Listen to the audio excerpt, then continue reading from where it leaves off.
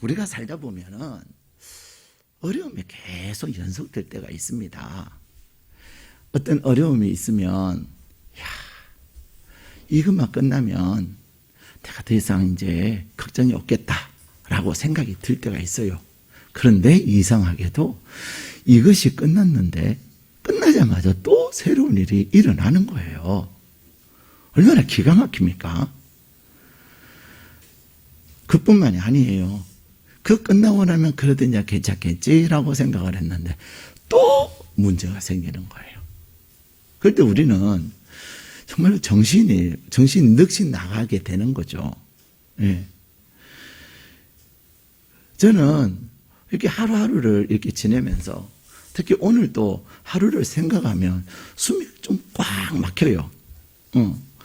그래서 제가 뭐라고 생각하냐면, 그래, 오늘 하루 끝까지를 생각하지 말고 9시 예배 때는 9시 예배만 생각하자.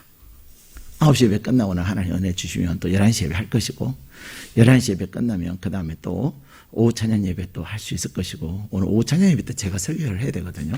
그럴 것이고, 오후 찬양 예배 끝나면 또 다른 교회 임직식에 가야 되고, 또 임직식 끝나면 또 해야 되고, 또 끝나면 또 단일 기도해야 되고, 그러면 11시예요. 그 생각하면 그냥 숨이 꽉 막히는데 감사한 거 있잖아요. 네, 감사해요. 우리는 지난 목요일 날 강사님께서, 다니엘 기도의 강사님께서 그런 얘기를 하셨어요. 그분이 교회를 개척하고 한 2년쯤 지났을 때에 이제 그분이 운동을 열심히 자전거 타는 운동을 하셨대요. 자전거를 타는 운동을 하셨는데 이렇게 뭐 어딜 갔다가 이렇게 돌아오는 내리막을 오다가 갑자기 그분 목사님을 앞서가다가 뒤에서 금속성 소리를 탁 들렸대요. 그래서 사람들이 그런 거 있잖아요. 갑자기 기분이 묘한 거. 아니나 다를까 뒤에 오던 성도님이 차에 부딪혀가요. 거의 신음소리를 내고 있더라는 거예요. 그래서 빨리 갔더니 이미 돌아가신 거예요. 그날따라 10몇 명 모이던 자전거 동호회가, 같이 선교팀이 그날은 5명인가 6명 모였는데 그렇게 2분이 돌아가신 거예요. 5분이었나 6분이었나 그 중에 2분이 돌아가셨어요. 얼마나 기가 막히겠어요. 돈다는 목사님께서, 내가 자전거를 타니 참 좋습니다. 그랬더니 성도님들이 나도 같이 탈게요. 그렇게 해서 시작한 자전거 선교회인데 2분이 돌아가시니까 얼마나 기가 막혀요. 이 목사님께서 정말로 어안이 없더래요. 네. 눈앞에서 성도가 죽어가는 그 모습을 보면서 별의별 생각이 다 들고, 장례를 치르고 나서 과연 내가 어떻게 해야 될까? 너무너무 고통스럽고 힘들었답니다. 그래서 하나님 앞에서 한 2달 동안 몸부림을 치는 가운데 마음을 조금 추스렸는데 계속 또 일이 생긴 거예요. 그 교회에서 한 10년 이상 같이 사역을 했던 부목사님, 그러니까 전도사님 때부터 함께 동역을 했던 그 부목사님의 15개월 된 아이, 그 부목사님이 결혼하고 자녀를 늦게 얻었어요. 늦게 얻은 자녀니 얼마나 귀하겠어요. 15개월 된 아이가 갑자기 햄버거병이라는 것에 걸린 거예요. 목사님께서 휴가를 가세요. 여름에 휴가 다녀오세요. 그랬는데 그 목사님은 아닙니다. 목사님 지금 여름에 사역도 많고 하니까 제가 휴가, 목사님도 안 가시는데 제가 왜 가겠습니까? 하고서는 안 가겠다고 하는 그 부목사님을 굳이 갔다 오시라고, 굳이 다녀오시라고 그랬는데 휴가를 갔다 오고 나서 햄버거병에 걸린 거예요. 그리고는 이 아이가 혈액투석을 하다가 세상을 떠납니다. 15개월 된 아이. 얼마나 죄책감이 있겠어요. 아니, 가기 싫다고 교회를 위해서 안 가겠다고 하는 그 부목사님을 굳이 다녀오라고, 휴가를 갔다 와야지, 쉬어야지. 만약에 휴가를 가지 않았더라면 그 병에 걸리지 않았을 텐데 하는 그런 어떤 중압감이 없겠습니까? 2달 전에 성도 두 분을, 그 신실한 가장, 40대 가장, 그 부인들과 그 자녀들을 생각해 보세요. 목자로서, 영적 아버지로서 정말로 기가 막힌데, 이제는 늦게 얻은 딸, 15개월 된 부목사의 딸을 또 보내야 되는 그분의 마음. 말로 설명이 잘 안 될 거예요. 근데 그것으로 끝나지 않았어요. 그 아이를, 15개월 된 아이를 장례를 딱 했더니 또 얼마 지나지 않아서 함께 개척하면서 처음부터 같이 잘 지냈던 아버지끼리 목사여서 그 서로 아버지끼리 잘 알아서 이제 이 목사님과 그분도 서로 잘 아는, 그래서 같이 같은 교회에서 사역을 하는, 한 사람은 목사가 됐고 한 사람은 그 교회 성도가 된 집사님의 세 아들 중에 둘째가 6살 된 아이가 갑자기 또 백혈병에 걸린 거예요. 그리고는 8개월을 투병하면서 죽어요. 두 성도를 보내고, 그리고 15개월 된 아이를 보내고, 그리고 그 앞에서 또 6살 된 아이가 죽는 그것을 보면서 목사로서 얼마나 기가 막히겠어요. 도대체 내가 목회를 해야 되는 건가 말아야 되는 건가? 왜 나에게 이런 아픔을 주는가? 오히려 그 목사님의 입장에서는 우리 아이였다라면 더 좋았을 텐데, 왜 성도의 자녀가, 목사의 자녀가 그 고통 가운데서 정말로 힘들었답니다. 근데요, 이 목사님이 하나님 안에서 돌파구를 찾은 거예요. 사랑하는 여러분, 우리가 사는 인생은 모든 것들이 좋은 것으로 만족할 만한 일로 계속되는 것은 아닙니다. 여러분 한 사람 한 사람에게도 막 기쁜 일이 있다가도 감당하기 어려운 일이 생기고, 또 고통스러운 일이 있다가도 또 그것을 다 잊을 만한 어떤 좋은 일이 생기기도 해요. 그런데 10가지의 일이 있다면 내가 감사하지 못할 일, 내가 견디기 어려운 일, 그것은 2-3가지밖에 안 돼요. 나머지 7가지, 8가지는 정말로 감사한 일이에요. 그런데도 불구하고 내가 지금 직면하고 있는 이 어려움과 힘듦이, 고통스러움이 나에게 있는 감사할 수 있는 7가지, 8가지를, 그 모든 것들을 다 잊어버리게 만드는 거예요. 그래서 우리에게는 원망만 가득 차 있고 우리에게는 절망만 가득 차 있는 거예요. 절망의 뜻이 뭐라고 말씀해 드린 거 기억나세요? 절망? 세상 사람들은 절망을 절대적으로 망하는 것, 그것을 절망이라고 세상 사람들은 말하지만, 하나님은 우리에게 절망은 절대로 망하지 않는 것이다 라고 말씀하시는 거예요. 예. 여러분들 누군가가 그런 얘기를 하면, 야, 절망적이야 하면, 그렇지, 안 망하는 거야, 망하지 않는 거야 라고 얘기해 주실 수 있어야 돼요. 예. 근데 여러분, 과연 우리의 삶 가운데서 내가 나에게 닥쳐온 그 엄청난 일들, 그 가운데서 하나님은 나에게 주신 그것들을 다시 회복하고, 또 내가 겪고 있는 그 어려움과 아픔을 통해서 하나님의 놀라운 반전의 역사를 이루어가기를 원하시는 겁니다. 사랑하는 여러분, 오늘 여러분이 가지고 계시는 어려움이 무엇입니까? 여러분이 왜 나에게는 지금 계속 연속되는 이런 아픔이 있어야 되는가? 희망이 조금 보이고 조금 될 듯 했는데 다시 무너지는 그런 아픔이 있습니까? 오늘 하나님께서 여러분에게 그것에 대한 놀라운 은혜를 부어주실 줄로 믿습니다. 오늘 우리에게 주신 본문의 말씀에는 이 골로새서는 사도 바울이 골로새 교회에 보낸 편지예요. 근데 이 골로새 교회에 보낸 이 편지를 옥중서신이다 이렇게 말합니다. 사도 바울이 감옥에 갇혀 있으면서 쓴 편지예요. 근데 오늘날 우리나라 감옥은 뭐 아직도 좀 개선이 안 된 데도 있지만 그래도 좀 많이 좋아졌어요.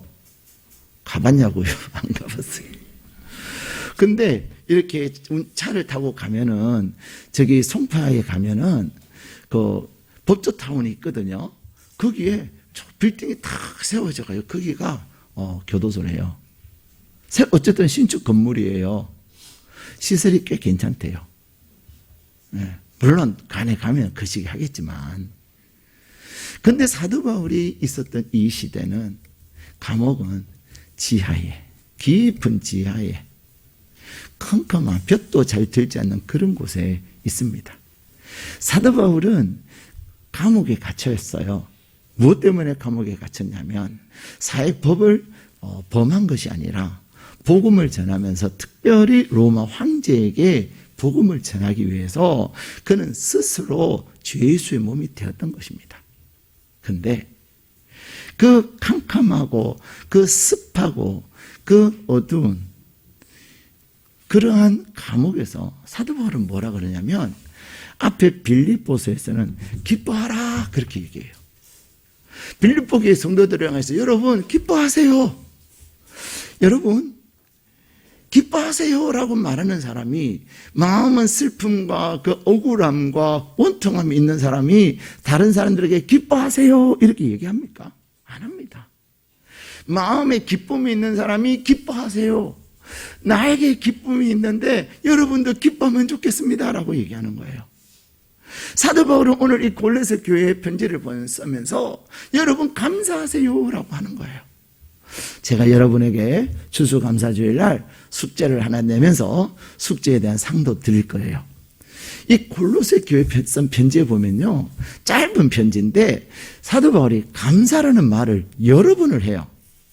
여러분이 고린도전서 1장부터 마지막 장까지 읽으면서 감사라는 그 단어가, 감사하라가 몇 장 몇 절에 나오는지, 그래서 총 몇 번 나오는지 이렇게 찾아보시고 저에게 문자를 보내시면 선착순 10명에게 기프티콘을 보내드리도록 하겠습니다. 정말 다행인 것은 9시 예배 때 오신 분 가운데서 딱 한 분만 저에게 지금 보냈어요. 그러니까 여러분에게 기회가 9분이 있는 거예요. 천국은 침노하는 자일 것입니다.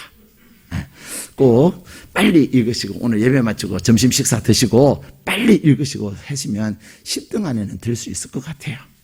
기프티콘을 기대하십시오. 근데 중요한 것은 여러분,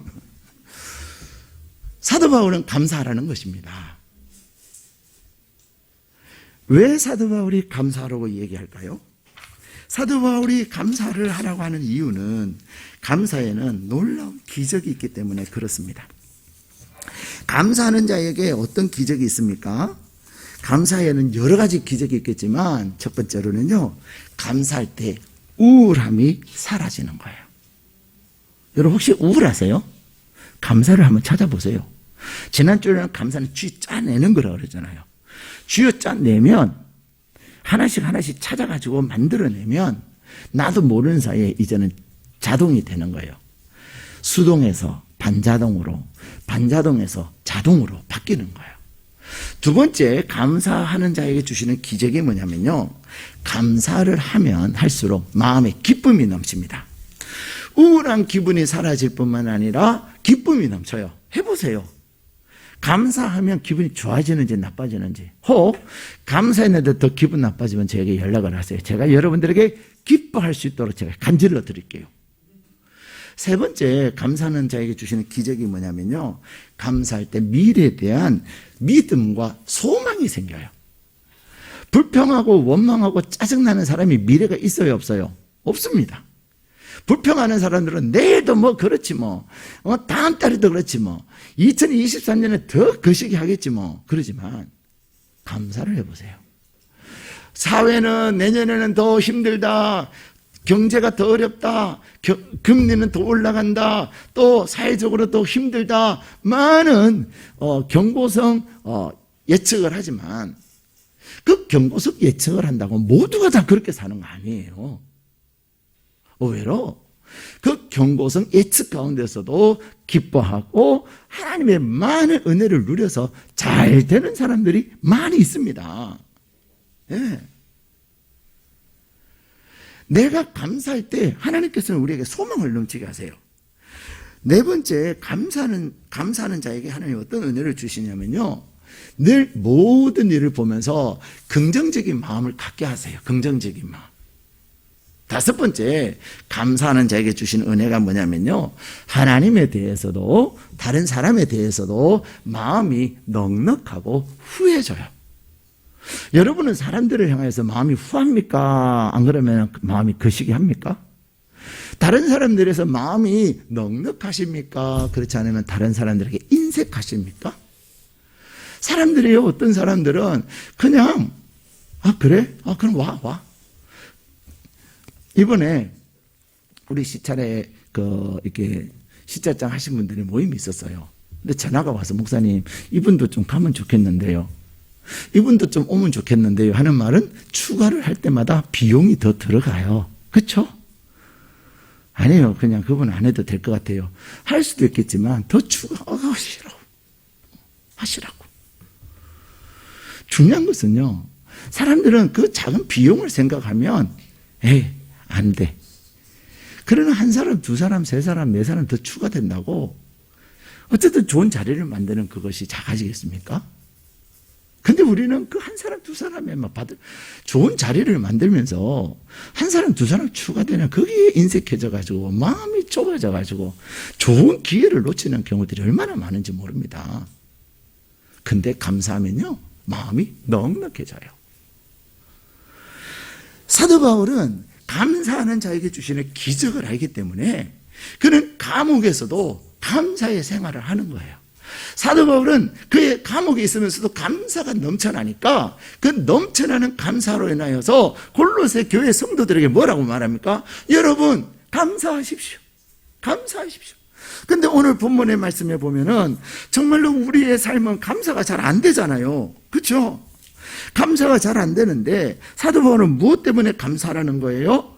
자, 우리 7절 말씀 같이 6절 7절 다시 한번 읽겠습니다. 시작. 그러므로 너희가 그리스도 예수를 주로 받았으니 그 안에서 행하되 그 안에 뿌리를 박으며 세움을 받아 교훈을 받은 대로 믿음에 굳게 서서 감사함을 넘치게 하라. 아멘. 우리가 감사할 수 있는 이유, 사도 바울이 감사를 넘치게 할 수 있는 이유는 뭐냐면 그가 예수 그리스도가 자기의 주인이 된 거예요. 예수 그리스도가 누굽니까? 예수님이 누굽니까? 하늘과 땅의 모든 권세를 가지신 분이에요. 하늘과 땅의 모든 권세를 가지신 분이 예수님이신데 그분이 누가예요? 나의 주인인 거예요. 그분이 나의 주인이니까 내가 지금 감옥에 있는 이것이 문제가 되지 않는 거예요. 그분이 나의 주인이니까 그분은 나의 필요에 따라서 늘 채워주심을 사도 바울은 경험하는 거예요. 그러면서 그는 그런 7절에 그렇게 얘기합니다. 어떻게 감사를 넘치게 하라? 믿음 위에 굳게 서서. 사랑하는 여러분, 감사는 누가 하는 거예요? 믿음의 사람이 하는 겁니다. 내가 지금 감옥에 있지만은 감사할 수 있는 이유는 내가 감옥에 있는 이 감옥의 생활을 통해서 하나님께서 로마 황제에게 복음을 전하게 할 것에 대한 믿음이 있는 거예요. 내가 지금 감옥에 있지만 나의 이 감옥에서 자유케 할 것에 대한 믿음이 있는 거예요. 이 감옥에 있지만 이 환경에 사로잡혀 사는 것이 아니라 이 환경을 다스리며 사는 거예요. 요셉을 보십시오. 요셉은 억울하게 감옥에 들어갔습니다.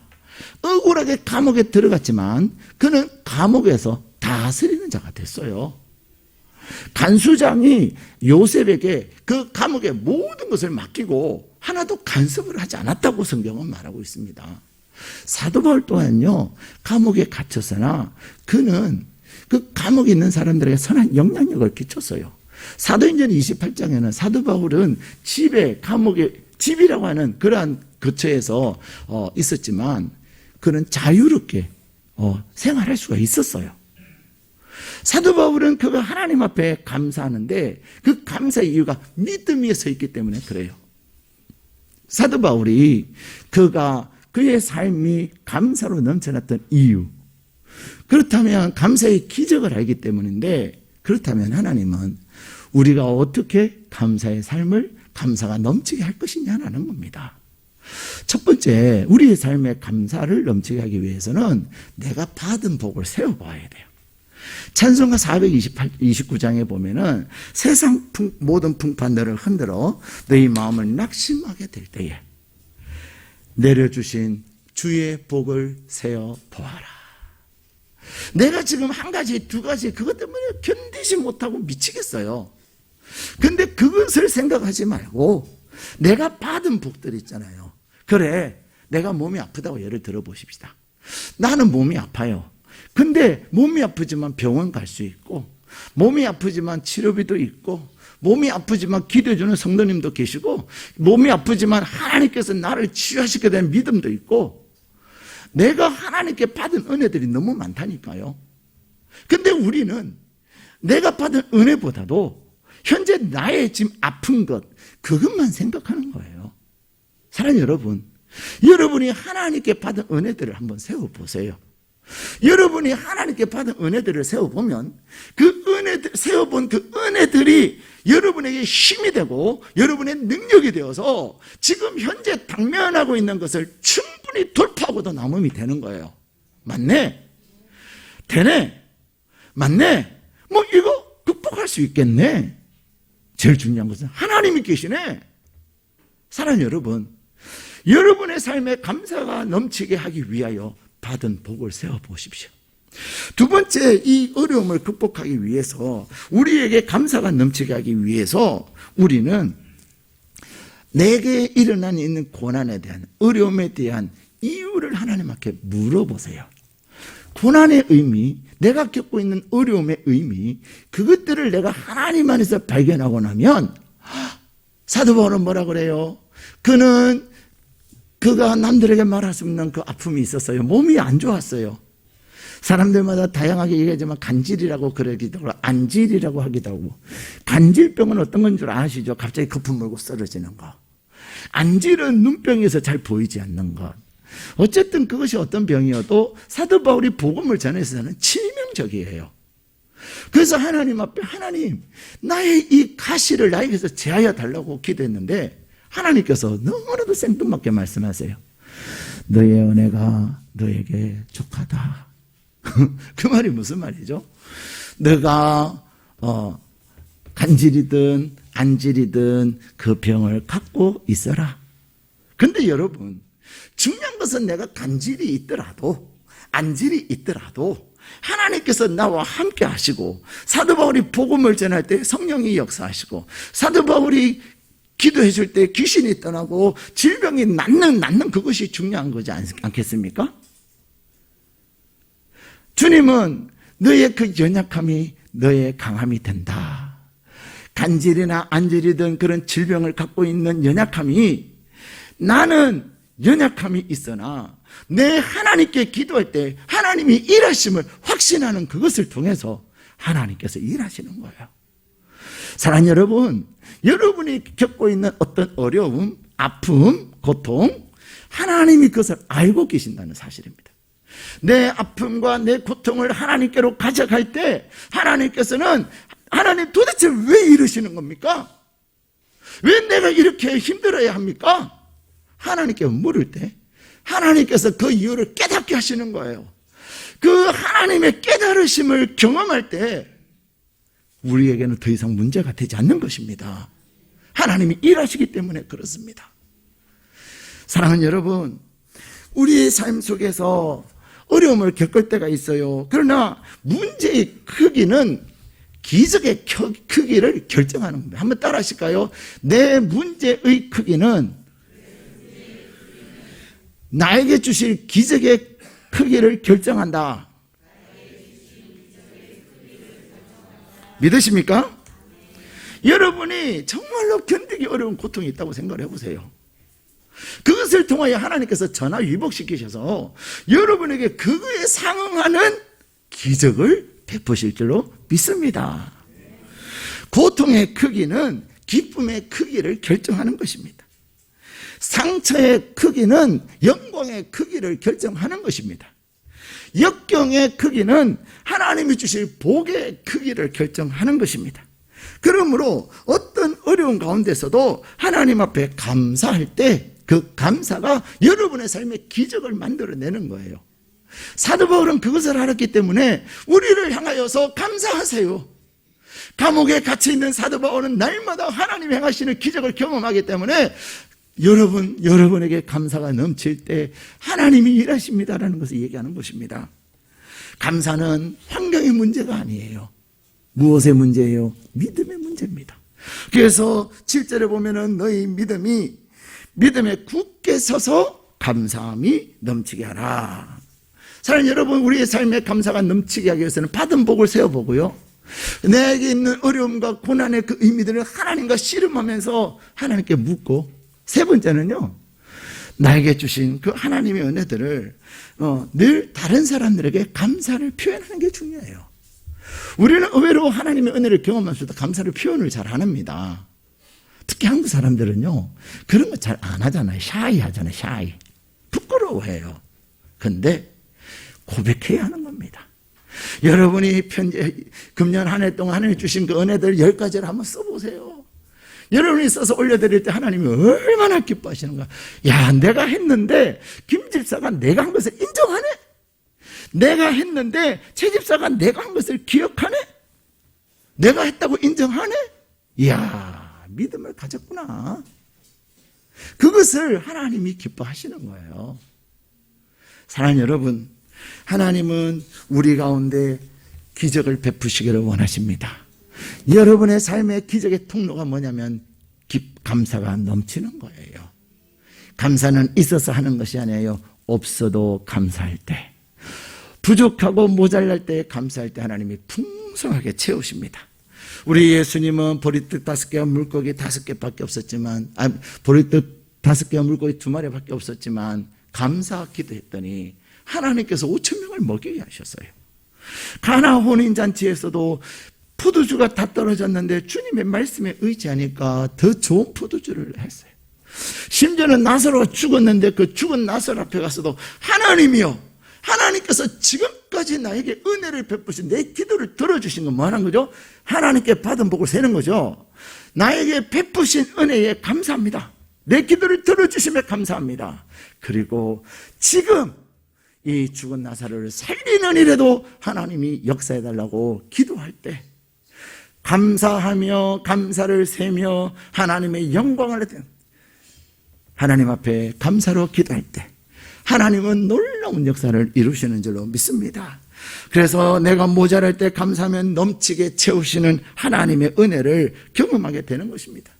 나에게 내가 부족함을 느낄 때 그 가운데서도 감사하면 처음 것보다 더 좋은 것을 주시는 겁니다.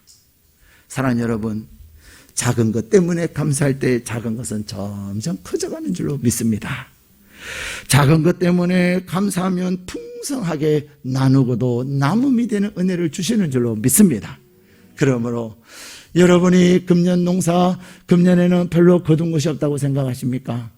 아직도 2달이나 남았어요. 지금까지는 심는 기간이었다면 감사하며 하나님 앞에 나갈 때 남은 2달에 하나님께서 퀀텀 리프를 하게 하시는 겁니다. 퀀텀 리프가 뭔지 아세요? 대나무를 심으면요, 이 대나무 씨앗이 땅에 들어가면 다음에 안 나와요. 4년, 5년, 6년 걸려요. 기가 막히죠. 근데 이 대나무가요, 4년, 5년, 6년 걸려서 이제 땅 위로 싹싹씩 나오잖아요. 그때부터는 하루가 다르게 쑥쑥 자랍니다. 이 쑥쑥 자라는 이것을 퀀텀 리프라고 말합니다. 여러분의 감사는 여러분의 삶의 퀀텀 리프의 역사를 이루는 줄로 믿습니다. 그러므로 이 금년 한 해에 여러분이 하나님께서 주신 풍성함을 경험하고 있다면 그 풍성함에 하나님 앞에 감사하고 감사로 하나님 앞에 영광 올려드리시기를 축복합니다. 그런데 여러분 안에 금년에는 너무 새들새들했다, 금년에는 너무 부족함이 많았다, 그러면 부족한 것 보지 마시고 있는 것을 가지고 또 감사를 세워서 하나님 감사합니다라고 고백을 하십시오. 그럴 때 남은 2달에 하나님의 성령께서 여러분의 삶에 퀀텀 리프하는 놀라운 역사를 이룰 것입니다. 사도 바울은 그 비밀을 알았기에 감사가 넘치게 하라. 우리에게 하나님께서는 사도 바울을 통해서 우리에게 말씀하고 계십니다. 그 컨턴 리프의 은혜가, 감사의 기적이 저와 여러분들한테 가득하시기를 주님의 이름으로 축복합니다.